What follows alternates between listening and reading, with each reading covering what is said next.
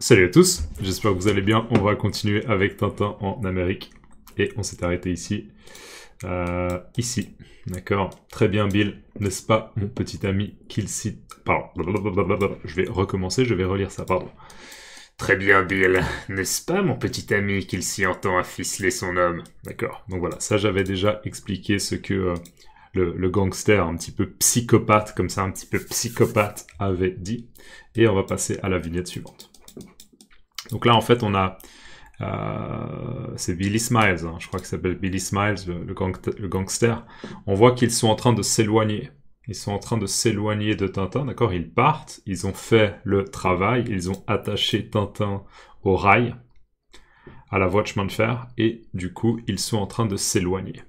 Et donc là, le gangster dit « Et voilà, old fellow, l'express passe dans 15 minutes. Il vous reste donc un quart d'heure pour réfléchir aux petits inconvénients qu'il y a à vouloir s'attaquer à un homme comme Bobby Smiles. » Voilà, donc confirmation, en effet, il s'appelle Bobby Smiles, et je vais juste le relire à nouveau. « Et voilà, old fellow, l'express passe dans 15 minutes. Il vous reste donc un quart d'heure pour réfléchir aux petits inconvénients qu'il y a à vouloir s'attaquer à un homme comme Bobby Smiles. » Alors, et voilà old fellow. Alors, fellow, c'est un mot anglais, hein, mais là, en français, ce serait l'équivalent de « et voilà mon gars ». Et voilà jeune homme, et voilà mon gars, d'accord? Et voilà jeune homme, et voilà mon vieux, et voilà jeune homme, et voilà mon gars, d'accord? C'est simplement une manière de s'adresser à Tintin de manière vraiment très familière. Donc, et voilà Tintin. L'Express, je vous rappelle que l'Express c'est le train, hein, l'Express il passe dans 15 minutes. C'est-à-dire que selon l'horaire, d'accord, selon la planification, le train il va passer dans 15 minutes et bien sûr, il va tuer Tintin parce que Tintin est accroché au rail. Donc le train arrive dans 15 minutes, il vous reste donc un quart d'heure. Donc 15 minutes c'est la même chose qu'un quart d'heure. D'accord, je vous rappelle, un quart c'est 1 sur 4. Au niveau de la fraction, c'est 1 sur 4. Un quart d'heure. Donc logiquement, dans une heure, il y a 60 minutes. Et si on prend 60 minutes et qu'on divise par 4, ça fait 15. D'accord? Donc un quart d'heure, c'est un équivalent de 15 minutes. Donc en effet, si le train arrive dans 15 minutes, il reste un quart d'heure pour Tintin. D'accord? Il reste un quart d'heure à Tintin pour réfléchir. D'accord? Donc il lui dit, ah Tintin, maintenant tu as 15 minutes pour... Tu peux, si tu veux faire une réflexion, tu peux avoir une réflexion, d'accord? Avoir une réflexion. Et en fait, c'est assez ironique ce qu'il lui dit, parce qu'il lui dit, Tintin, il vous reste un quart d'heure pour réfléchir, d'accord? Pour penser, pour réfléchir aux petits inconvénients qu'il y a à vouloir s'attaquer à moi, d'accord? En fait, ça, c'est très ironique parce que c'est ce qu'on appelle un euphémisme. C'est un euphémisme. Il dit que Tintin, d'accord, Tintin, il s'est attaqué à Bobby Smiles. Et le fait de s'attaquer à Bobby Smiles, ok, le fait d'essayer d'attraper Bobby Smiles, le fait d'essayer de mettre Bobby Smiles en prison, d'accord, ça a des désavantages. En fait, le mot inconvénient, c'est à peu près la même chose qu'un désavantage. D'accord? Un inconvénient, un désavantage, c'est quelque chose de négatif. D'accord? Par exemple, un inconvénient du fait de fumer, c'est que ça coûte beaucoup d'argent d'acheter des cigarettes et c'est très très mauvais pour la santé, notamment les poumons. Ok, donc c'est un des inconvénients du fait de fumer, d'accord? C'est un désavantage, c'est un point négatif, un inconvénient.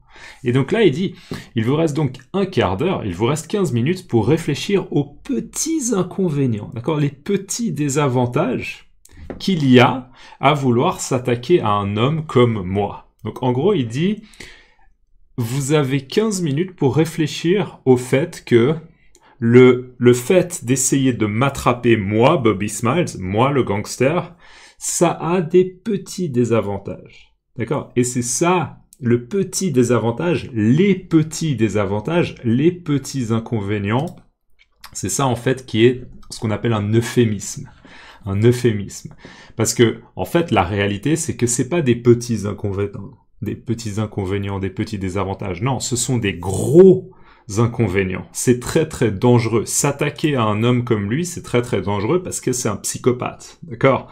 Donc c'est très très dangereux. C'est pas un petit inconvénient. Donc c'est un euphémisme. Ok? Juste la définition d'un euphémisme. Un euphémisme... Euphémisme, c'est une figure de style qui consiste à atténuer une réalité choquante, désagréable ou brutale en utilisant des mots plus doux ou plus vagues. Je répète, euphémisme, figure de style qui consiste à atténuer une réalité choquante, désagréable ou brutale en utilisant des mots plus doux ou plus vagues. D'accord?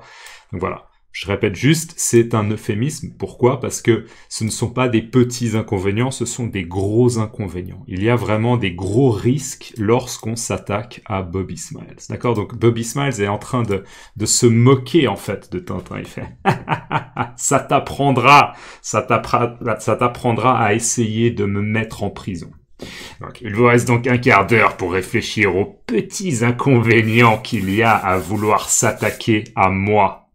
Moi, Bobby Smiles, d'accord? À un homme comme Bobby Smiles. Et il parle un peu de lui à la troisième personne du singulier, d'accord? Un homme comme Bobby Smiles. Donc, il se considère comme vraiment important. Et voilà, old fellow, l'express passe dans 15 minutes. Il vous reste donc un quart d'heure pour réfléchir aux petits inconvénients qu'il y a à vouloir s'attaquer à un homme comme Bobby Smiles. Et donc là, on a Tintin qui est toujours ligoté, hein, il est toujours ligoté, il est attaché au rail, il est attaché à la voie de chemin de fer, et il dit « Hélas, rien à faire. Le gaillard s'y connaît, les nœuds sont solides. Tintin, mon ami, je crois que cette fois tu es perdu. » Donc là, Tintin, en fait, il se parle à lui-même. À la fin, il se parle à lui-même. Il dit « Hélas », d'accord, « Hélas », je vous rappelle, le mot « hélas » introduit une mauvaise nouvelle, d'accord? Hélas, j'ai perdu mon téléphone, d'accord? Je cherche mon téléphone, mais je sais pas où il est, je l'ai perdu. Hélas, j'ai perdu mon téléphone, ok? Hélas, c'est une mauvaise nouvelle. Donc, hélas, rien à faire. Rien à faire, l'idée c'est que Tintin essaye, mais il ne trouve pas de solution. Il n'y a rien à faire, il n'y a pas de solution. Hélas, rien à faire. Le gaillard. Alors, un gaillard, c'est plus ou moins la même chose qu'un mec. Un type, un homme, d'accord? C'est un terme familier, un gaillard. Le gaillard s'y connaît, les nœuds sont solides. Je pense que là, Tintin fait référence à cet homme-là, d'accord? Ce gaillard, ce mec, cet homme-là, parce que c'est lui qui a fait les nœuds, d'accord? C'est lui qui a fait les nœuds, on se souvient de l'action, là, il était en train de faire les nœuds pour attacher Tintin. Et donc, hélas, rien à faire, le gaillard s'y connaît.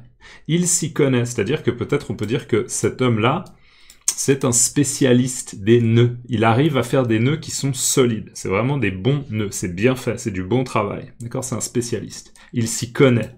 C'est un spécialiste. Il s'y connaît. Hélas, rien à faire. Le gaillard s'y connaît. Les nœuds sont solides. D'accord? C'est pas facile de défaire les nœuds. Non. C'est difficile. C'est difficile. Les nœuds sont vraiment serrés. Ils sont solides. Je vous rappelle, solide, c'est l'idée d'être un peu résistant. D'accord? Solide. Tintin, mon ami, je crois que cette fois tu es perdu. Donc là, Tintin, il se parle à lui-même et il se dit, Tintin, mon ami, d'accord? C'est comme si moi je disais, Lucas, mon ami, je crois que cette fois tu vas mourir. D'accord? Tintin, mon ami, je crois que cette fois, d'accord? Là, maintenant, tu es perdu. Je suis perdu. Dans ce contexte, hein, je vous rappelle, c'est pas, je suis à New York, je suis où? Non, c'est vraiment, je suis perdu, je vais mourir. Tintin, mon ami, je crois que cette fois, tu es perdu, tu vas mourir. Allez, on relit. Hélas, rien à faire. Le gaillard s'y connaît. Les nœuds sont solides. Tintin, mon ami, je crois que cette fois, tu es perdu. Et là, on a le train qui arrive. Regardez, donc l'express, hein, l'express. On a le train qui arrive. Et on voit là un gros plan sur les roues du train, d'accord, qui roulent. Hein. Visiblement, le train n'est pas à l'arrêt, donc mon Dieu, Tintin va mourir. Que va-t-il se passer? Et on voit là encore une fois, il y a une certaine vitesse, d'accord? On voit, il y a comme un petit effet là, vous voyez cette espèce de trait comme ça dans le sol. Je pense que ça donne un petit peu une idée que le train va à une certaine vitesse, il va plutôt vite, d'accord? Donc il n'est pas du tout sur le point de s'arrêter, d'accord? Ce n'est pas ce qui est prévu, d'accord? Le train n'a pas prévu de s'arrêter, donc le train n'est pas sur le point de s'arrêter. Et là, on entend... Et on voit Tintin là qui est visiblement tout tendu, d'accord, il est tendu. Non, c'est pas possible, le train arrive, d'accord. Donc il est un peu crispé comme ça.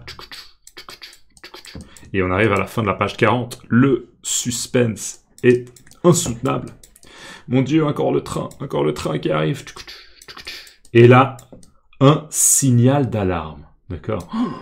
On voit là une main, d'accord, une main qui tire sur une manette, une poignée, je dirais plutôt que c'est une poignée, pour le signal d'alarme, d'accord, donc l'alarme. En fait, c'est une personne qui a décidé de faire sonner l'alarme, et on ne sait pas qui c'est, d'accord, on voit juste là une manche peut-être d'un manteau, manche verte, et une main, c'est tout. Pour l'instant, on n'a pas plus d'informations. Dans les commentaires, laissez-moi le mot signal d'alarme, d'accord, le signal d'alarme. Mettez-moi signal d'alarme dans les commentaires et dites-moi dans votre langue comment on dit signal d'alarme. Et bien sûr, on verra la suite dans la prochaine vidéo. Ok, si vous pouvez laisser un like, c'est cool. Et on se voit dans la prochaine. À plus. Ciao.